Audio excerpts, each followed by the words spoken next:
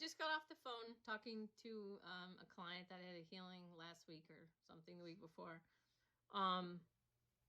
So I want to make this video before I forget everything I said. So she just needed to touch base. And I'm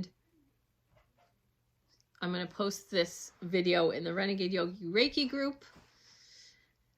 She said she's a Reiki master, but she wasn't my student. And she asked if I was doing Reiki because she felt really, really loved, and she started crying from the energy.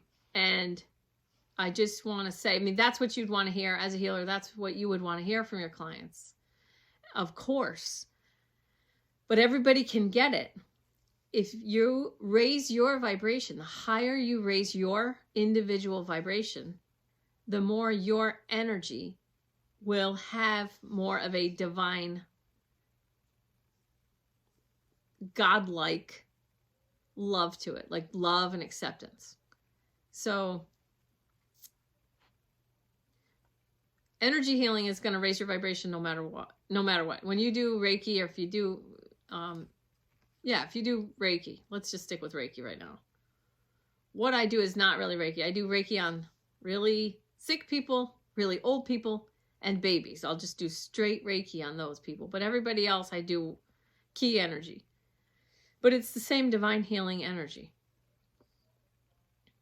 And this is a difficult thing to teach, because if you try to do it, you're not doing it. So trying is not doing. But in creating in my mind, I am deeply and completely loved, accepted, and supported by Prime Creator, as I deeply and completely love and accept myself. So if you could just have that in your mind running 24/7, if that's the only mental programming that's existing in your mind, I am deeply and completely loved, accepted, and supported by Prime Creator, as I deeply and completely love and accept myself. Imagine if that played in your mind 24/7, your vibration would be the highest potential vibration it could be. But then we have real life, and we have all these other things, and you think you want this highest vibration, and you think you want this life, but your soul wants you to actually experience life, and it wants you to have ups and downs, and it wants the roller coaster, and it wants the sad and the happy, and it wants the contrast. And it wants to be able to guide you to create what you came to create. So before you incarnated, as in spirit form, say, you looked at the world and said, I know what the world needs. It needs one of me, and I'm going to create that one of me. But then you come into physical form, you get an ego, you get imperfect caregivers, blah, blah, blah. Now, the same person, before I forget this, she said she wants to quit smoking, which I get. So I said, make a list of everything you love about smoking. So if you feel like you overeat, or if you feel like you overspend, overconsume, overshop, whatever, if you feel like you have some sort of an addiction, or just a behavior pattern that you really would like to quit, you have to make a list. Make a list of everything that you love about it. Okay, so she said, you want me to make another list of everything I hate about it? I said, no, I don't need that list, because I could write that list. That's why I don't smoke. Okay, so,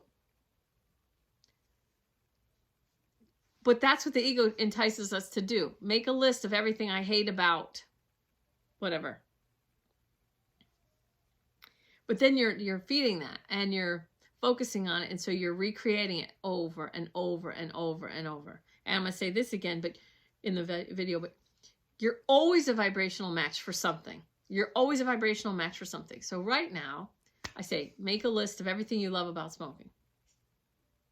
And then to explain the point, I said, I said, it's easy to let go of any action that you only have things you hate about it. So like, cutting myself with a knife, cutting my skin with a knife,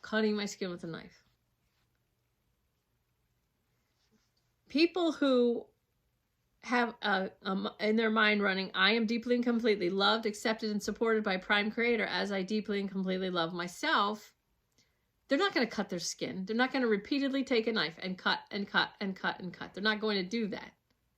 Because even before they even cut in, they'd be like, what am I doing? Don't.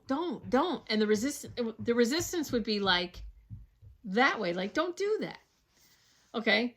But let's, for people who have, who understand cutting, there's something you're getting out of it. There's something that you like. Wait, so I said, there's something you love about it. For her, it's cigarettes. There's something you love about it. There's something you like about it. And there's some sort of needs that are met through that, through smoking or cutting, whatever. There's some needs being met. There's some things you like about it, and there's some things you love about it. And you need all three lists. You need to know. I need to know all this. What am I getting out of cutting? Why do I like it? Why does it feel good? Well, I'm hurting myself instead of somebody else hurting me. So I'm creating the pain. So I'm in charge. So I'm the powerful one. I'm the one. I'm the one hurting myself. No one else is doing it. I'm doing it. That feels more powerful. It feels good that I'm the one hurting myself. Nobody else is doing it. I'm enduring this pain. And so there's something incredible about being able to do this.